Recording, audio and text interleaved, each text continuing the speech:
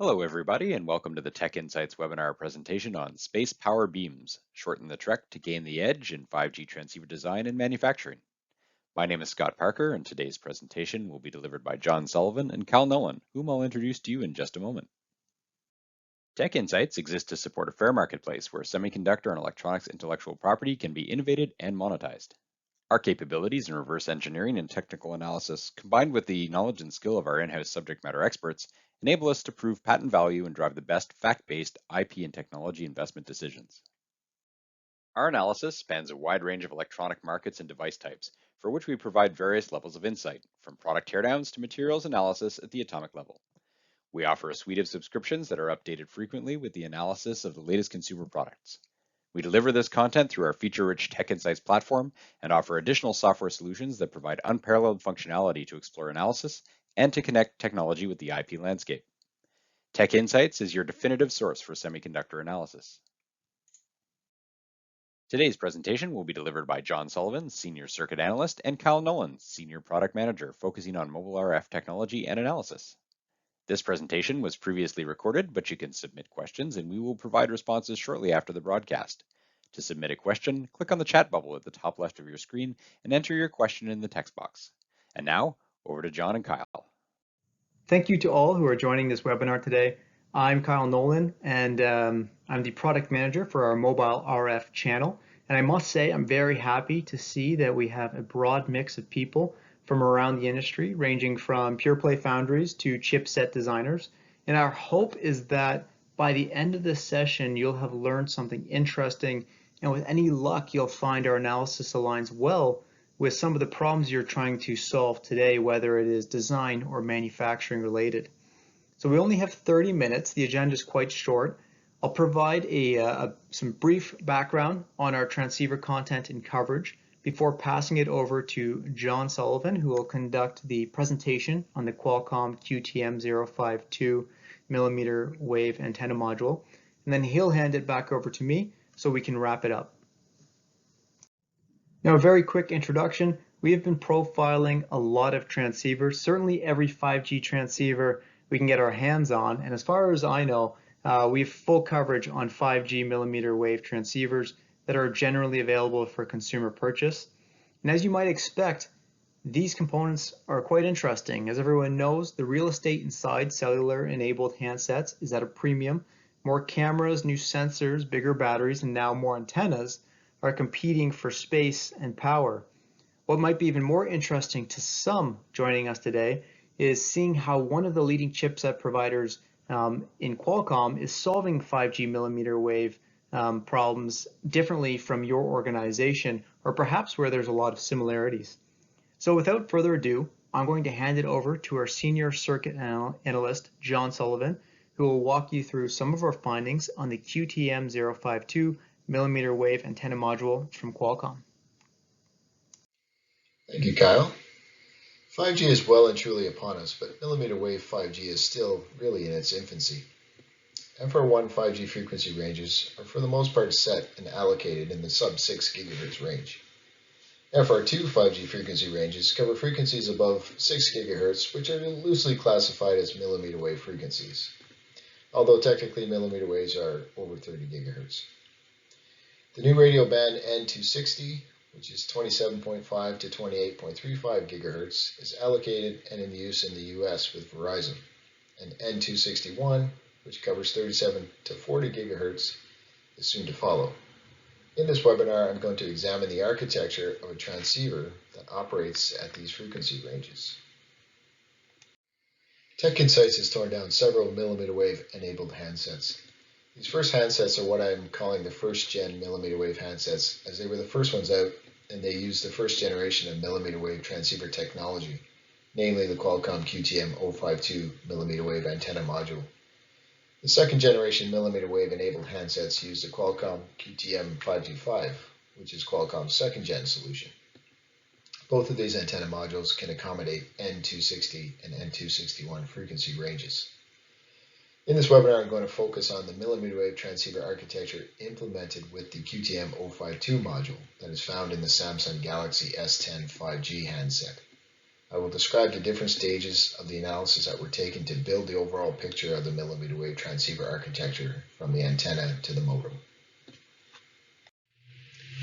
We start with the teardown of the handset. This is the Samsung Galaxy S10 5G. The image shows the phone with the back panel removed to expose the antenna modules and the main PCB. From the teardown, we observe 3 QTM052 mmWave antenna modules. From the image you can see the placement of the modules within the phone in relation to the mobile SoC. 2 are placed to radiate out the sides of the phone near the top and bottom, and the third is placed at the top and radiates out the back of the phone. These modules are then connected via a tape connector to the main PCB, where they are then ultimately routed to the modem, which in this case is the Qualcomm STX50M 5G modem, indicated by the yellow box here. The component is on the other side of the PCB. At this point we know there is a phased array of antennas that speak to the modem. The first question is how is the RF path partitioned? Before we dive into what is observed in practice in the handset, let's examine a few of the theoretical options available. Option 1 in the top left is the RF interface. This solution has a simple IC within the phased array on the left. It would only have a power amplifier / LNA and the phase shifters. No need for a phase lock loop, therefore no reference clock routing issues. There would be long mmWave signal lines routed between the phased array and the modem, making large signal loss at these frequencies likely and making it hard to maintain good matching. Option 2 is the IF interface. The phased array chip is now more complex. It has the PA LNA, phase shifters, phase lock loop, and the mixer in order to convert mmWave down to intermediate frequency. Long IF lines would then be routed from the phased array to the modem, which would result in less loss and easier matching. This option will also need a second RF chip to convert from IF to baseband, which is then coupled to the modem. Option 3 is the baseband interface. This solution places a very large chip inside the phased array. Large bandwidth baseband signals are routed on the PCB to the modem. These could be analog or digital. Option 4 is the IF interface to modem. This solution is similar to option 2, except that the IF from the phased array is routed to the modem / SoC that integrates the IF RF chip and the modem. And this integration can be in the form of a multi-chip package or integration onto a single die. The single die integration is desirable, but less likely as analog RF functions are still hard to implement on the lower process nodes of the modem. So, which option do we see in practice? This is the Qualcomm QTM052 mmWave antenna module. These are the top and bottom package photos. The module measures 19.1 millimeters long by 4.8 millimeters wide and 1.8 millimeters thick. The tape connector is located on the left. There is a shield that shields the dies on the module substrate on the top, and there are 4 repeated structures visible from the rear of the module, which are presumably the antenna elements. An X-ray of the module further reveals interesting information. 2 die are present in the module. The die photos of the die are superimposed on the image for clarity. The large die on the left is an RF die, and the smaller one on the right is a power management IC, or PMIC. The side X-ray reveals that the module can be divided into an upper portion and a lower portion. The upper portion houses the ICs, and the lower portion houses the antenna elements. Through-hole vias are used to connect the upper and lower portions of the PCB. These are clearly visible on the side X-ray. Now we start the reverse engineering process on the module PCB to gain a better understanding of the antenna structure and how the antennas connect to the RF die within the module. The images here show the layer stack for the module PCB. The lower portion is made up of 6 metal layers, all of which are shown here. The upper portion contains a similar number of metal layers, but only 3 layers are shown here for clarity. The antenna structure is interesting. There appears to be 4 stacked dual-phase square post-fed patch antennas. M3 holds the driven patch, which is then coupled to the M1 patch via aperture openings in the M2 layer. The M1 patch also makes use of 4 edge coupled structures. The M1 patch is connected to two vias, dual phase, that connect through the M4 to M6 layers, at which point through-hole vias are used to connect to the microstrip lines in the M8 upper portion of the PCB. These microstrip lines are then routed to the transceiver die. These images show a detail of the microstrip line that connects the patch antenna to the RF transceiver. The single-ended line is routed to the transceiver, where it splits off and connects to two pads on the transceiver die, the TX and RX ports as it turns out. There are two lines from each of the patch antennas, hence dual phase. Once we have the module PCB delayered, we can reverse engineer the connectivity of the module. To do this, we recreate the GDS2 polygons representative of all the metal layers for routing and interconnect. The top image shown here shows all the layers in one view. The different colors represent the different layers. The lower image shows only the signal routing and the microstrip lines from the antenna patches. The M3 patch layer structure is visible in the background. These 8 microstrip lines connect to the RF transceiver die that is located in the center of the module. Once we have the connectivity of the PCB extracted and the components on the PCB identified, we can essentially have a flat netlist of the PCB and create the block level schematic diagram of the antenna module. So we have our two dies, the transceiver and the PMIC. The 4 antennas are shown on the right. Note the transceiver has 16 TX and RX ports, but only 8 are used. 2 connections from each of the 4 dual phase antennas. The interface of the module is on the left and contains 2 bidirectional connection points. This gives us the first indications of the architecture used. As I mentioned earlier, there were 3 antenna modules on this phone. 2 were as I have just described, but the third was slightly different. This is the module that was located at the top of the phone and radiated outwards. This module is slightly larger. It appears to house the 4 patch antennas as well as 4 dipole antennas at the bottom of the module, as shown nicely in the X-ray here. Therefore, this module has 8 antennas. It uses the same RF transceiver as the other modules. Therefore, it will most likely use all 16 of the TX-RX pins on the transceiver die. Next step in the investigation is to examine the modem. This image shows the die photos of the dies within the STX50M 5G modem superimposed on the X-ray of the component. As you can see, this component contains 3 die within the package. The modem die is the large one in the center background. A memory die is then stacked on the modem. And there is also what looks like an RF chip off to the right that interfaces most likely to the modem.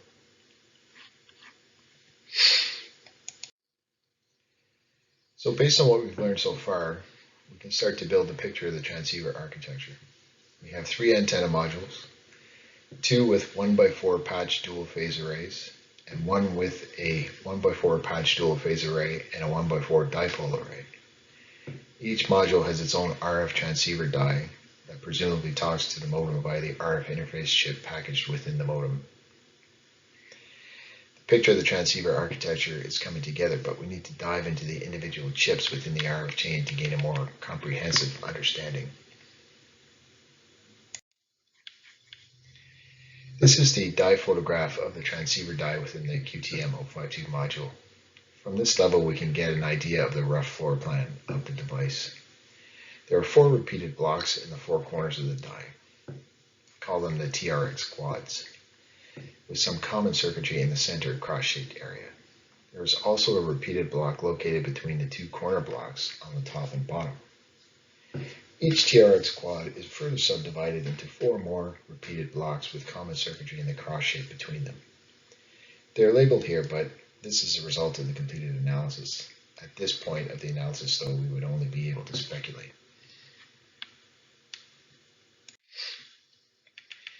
The next step in the process is to reverse engineer the transceiver to a point of an understanding of the architecture of the device. Please note that this is not a detailed transistor level extraction, but rather a high level extraction of the general architecture of the device. This is the level of analysis contained in TechInsights transceiver architecture reports. This analysis takes advantage of the fact that characteristic layout features such as high-speed signal routing, inductors, AC coupling capacitors, and balanced circuit design practices are easily identified with the use of lower resolution SEM mosaics of the upper 5 or 6 metal layers and the polysilicon layer of the device. Couple this with the experience of the analyst and we can extract the high-level architecture of the device, which really is a block diagram of the transceiver, like what you might find in a datasheet if they existed, which for the most part they don't.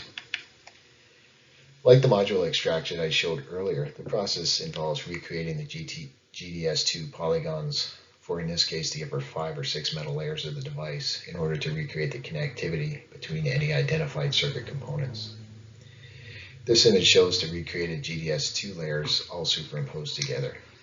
At this stage you can see some of the RF features that I just mentioned, some inductors and some of the signal routing channels. Once we have the circuit components identified and their connectivity created, we can begin to create the architecture schematic of the transceiver. This shows the top-level schematic diagram of the transceiver. The blocks are laid out in a manner that reflects the layout of the die. We can see the 4 repeated transceiver quads in the corners with a common PLL area in the horizontal strip. The 2 repeated blocks in the vertical strip serve the 2 repeated transceiver quads on the top and bottom respectively. The connections to the antenna are shown here as well. As I mentioned for 2 of the modules, only 4 antennas were used. Since these are dual phase antennas, we need dual data streams to support 2x2 MIMO. Based on how the antenna are connected, we can see the upper portion of the die is one data stream and the bottom is the other. Looking at the upper data stream, we see that the 2 antennas connect to the transceiver quad on the left and 2 connect to the quad on the right. Each quad further contains 4 unit transceiver tiles, only 2 of which are used. 4 antenna, 4 unit tiles total. Each unit tile contains a super heterodyne transceiver with an LO phase shifting architecture that converts mmWave to an intermediate frequency. The IF signals for each of the 4 unit tiles are combined and exit the transceiver quad via balanced RXIF and TXIF pads. Similarly, the transceiver quad on the right produces balanced TXIF and RXIF signals of its own. The signals from the 2 quads are then combined and pass through the IF front-end block that converts to a single unbalanced signal via a balun that ultimately interfaces to the modem. The lower level details of the unit transceiver are available in the architecture report for this device, but here is a small detail of the transmit path of one of the unit transceiver tiles. The balanced transmit IF signal is input on the right. The transmit path includes a high frequency and low frequency path. For the final up conversion, each path includes a double balanced mixer. The transmit path continues in a chain of 3 tapered amplifier gain stages with RF transformer coupling between them. The balanced output of the final 4th gain stage of the 2 paths are connected together and converted by an RF balun to a single-ended signal. The image below the schematic represents the layout of the circuit. The correspondence between the schematic and the layout is apparent. You can see the 2 transmit paths with their coupling transformers and final balun here on the left. As with all TechInsights circuit reports, the architecture report allows for easy cross-probing between the layout and the schematic. This allows the user to investigate layout features that may or may not be highlighted in the report. So after the analysis of the RF transceiver and the QTM052 module, the overall architecture looks like this. 3 antenna modules with a total of 16 antennae. Each antenna module has a transceiver die that converts and combines the antenna streams at IF, at which point they are routed to the modem SoC.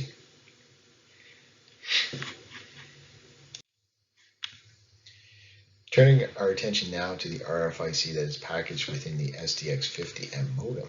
This image shows the functional block floor plan of the device. The die is essentially split in half with a transceiver on either side of the die with 2 PLLs and common circuitry connecting the 2 transceivers in the center strip. Reverse engineering this die in a similar fashion to the others reveals the top level diagram shown here. The left and right transceivers represent the two data streams necessary for the dual-phase antenna array as mentioned before. Each transceiver contains 4 unbalanced bidirectional pads. These are the intermediate frequency signals that are connect to and from the QTM052 antenna module. The transceivers then convert the unbalanced IF to 2 sets of quadrature analog baseband signals for transmit and 2 for receive. This is the architecture schematic of the left side transceiver. First of all, consider the receive path. The 4 unbalanced IF signals enter this chip on the left and pass through an impedance matching circuit, then pass through an RX-TX switch network.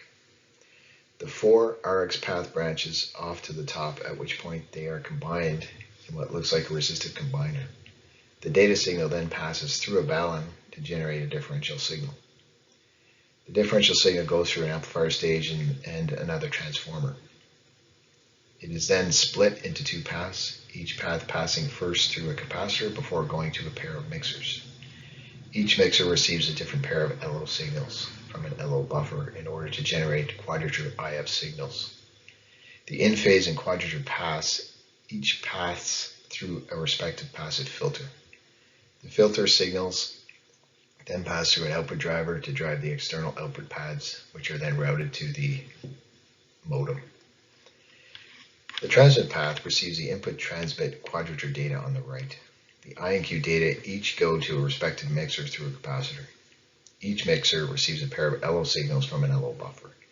The 2 mixers have common differential outputs. The differential RF data generated by the mixers pass through a transformer. The output of this transformer is split into 4 separate paths that each pass through an amplifier and balun to convert to a single-ended signal, and then pass through the RX-TX switch network before exiting the chip via the bidirectional IF pads on the left. So with the analysis of the RF chip within the modem package, the picture of the architecture of the mmWave transceiver is just about complete.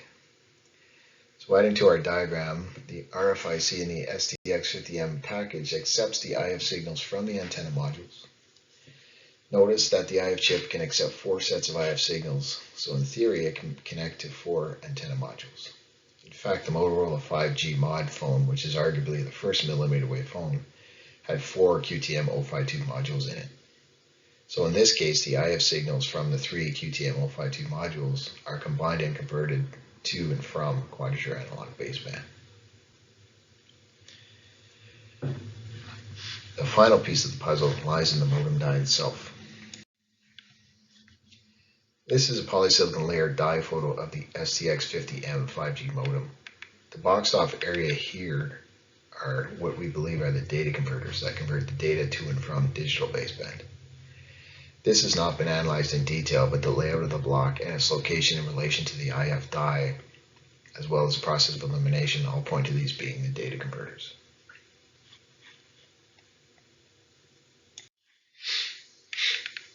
This completes the picture. The antenna module combines the signals from the antenna and the module and converts them to IF. The IF is routed to the RF-IF chip within the modem package, where the IF from the individual modules are combined and then converted to baseband. The baseband is then converted to and from digital within the modem die itself.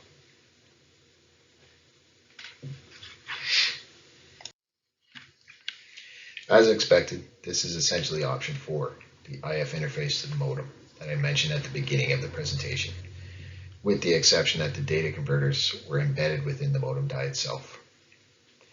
All this analysis was pieced together from the transceiver architecture analysis reports on the relevant individual dies available from TechInsights. To conclude, I just want to touch on the 2nd generation of mmWave antenna module and give a little sneak peek. As I mentioned earlier, the 2nd generation of mmWave enabled phones used the QTM052 antenna module. This module has been redesigned to a certain extent. First of all, the form factor has changed quite a bit.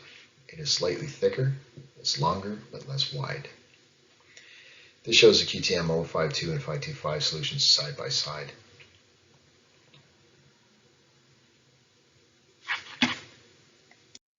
It shows the QTM052 and 525 solutions side by side. We just discussed the QTM052 solution with the transceiver in the module and the IF die within the X50 modem package. The transceiver die in the 525 has changed shape drastically, as you can see on the lower image. The intermediate frequency die has now moved out of the modem, in this case the X55, and is now a component of its own that also contains the data converters that were previously embedded on the modem. So there's only a digital interface from the modem to the IF chip. The two solutions do have many similarities, but also some differences. TechInsights has analyzed both the RF transceiver and RF IF die as part of the transceiver architecture subscription channel. This concludes the webinar, and I'd like to thank you for your time. And if there are any questions, please forward them on, and I will be happy to answer via email. Thank you. That was a great demonstration of the findings and insights that can be gained from our architecture reports. Thank you very much for that, John. And for all of our attendees, we generate this content to make it generally available, and we'd like to see it in your hands because at the end of the day, the best people to identify the innovation and act on it and continually set the bar higher are you, the experts and the innovators within your respective companies. And we're always on the lookout for cellular components to profile, whether they are found in handsets or cell-enabled laptops or tablets, which with 5G and always connected devices, we certainly expect to see a lot more of them coming out in 2021 and beyond. And the content is always accessible online via our TechInsights platform, and we are known for very quick turnarounds, meaning that by the time a device makes its way onto the market, we try and get our hands on it, tear it down, see what's inside, and perform an analysis on it. And what this leads to is a platform that has a very continuous stream of content, meaning that there's quite often something there new to look at and analyze. So how can you get more content like this? Well, today we offer a few different subscriptions on mobile RF, which focus on cellular, 4G, 4G LTE, and 5G sub-6 and millimeter wave.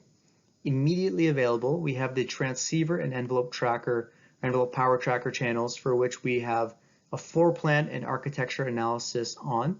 The floor plan will show you things like functional layout, cross-section analysis, and manufacturing cost analysis. And then the architecture analysis is, for the most part, what you saw today. And now we expect the industry on aggregate to produce at least 8 transceivers and 5 envelope trackers that we can profile each year. And then all likelihood, we'll start with the leading chipset providers, but that's not to say if we find something interesting from a less prominent player, we won't profile that as well, because we certainly will. And the last thing before we wrap up is we recognize the importance of the full RF system, and we're looking to bring even more analysis to market on the front end and power amplifier modules in Q4 of 2020, as well as a complementing channel for the die we find within those modules, and that's the FEM and PAM die circuit analysis channel you see on the far right. So if you would be interested in learning more about the mobile RF content and roadmap we're producing, please reach out to us about our mobile RF product. We'd be very grateful for the opportunity to provide a more detailed introduction, and we can also provide info on pricing as well. Thank you for today's presentation, John and Kyle. This concludes our webinar, and I'd like to thank you all for your time today. I would also like to provide you with some additional information you might find to be of interest. Our analysis is available through platform subscription products. We have provided a link above to more information about our Logic subscription, as well as to Tech Library, which offers access to TechInsights Technical Archive. And of course, we can also offer custom analysis if our library does not already contain the information you require.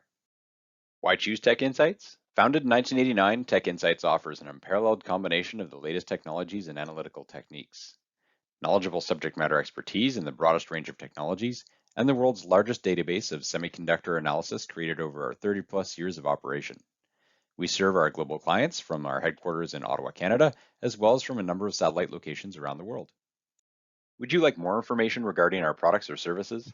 Please contact TechInsights by email at info@techinsights.com or visit our website, www.techinsights.com. Be sure to check out our website for our upcoming webinar schedule. Thank you for your time and have a wonderful day.